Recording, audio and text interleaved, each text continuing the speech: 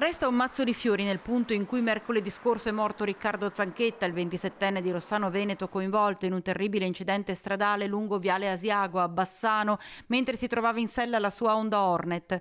La famiglia non sa ancora quando potrà dare l'ultimo saluto al giovane operaio della cartiera Favini che viveva con la compagna e un figlioletto.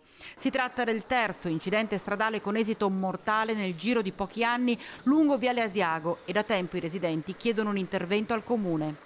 Noi l'avevamo anche segnalato in un incontro prima delle elezioni delle amministrative, c'era stato detto, posto tutta una serie di difficoltà, però 3 morti nel giro di 500 metri, 600 metri in 6-7 anni, io credo che non si può dire una fatalità. Qualcosa bisogna fare, insomma. Proprio sulla sicurezza delle e sulle strade sta ragionando l'amministrazione comunale. Qualsiasi quartiere dove andiamo parla di velocità e si lamenta della velocità delle auto e noi possiamo fare qualcosa sicuramente. Ecco, questo qual è? Questo è un piano che già ne abbiamo parlato anche con il sindaco in giunta, verrà portato avanti, quello delle isole ambientali, e per fare in modo tale che gli ostacoli possano tenere la velocità bassa, perché altrimenti le velocità sono sempre troppo elevate e il troppo elevato porta poi alle disgrazie come quella di qualche giorno fa.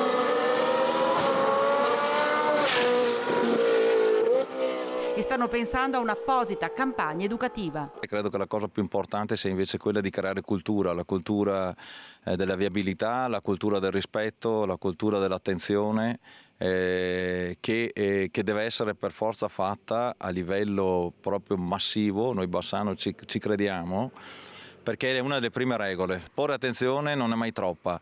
Dobbiamo evitare le disgrazie come quelle che sono accadute, che è accaduta qui in Viale Asiago, perché sono cose che poi lasciano l'amaro in bocca e lasciano il pensiero di dire cosa si poteva fare, ma dobbiamo mettersela tutta e tutti, noi come istituzioni ma anche i cittadini come frequentatori delle strade.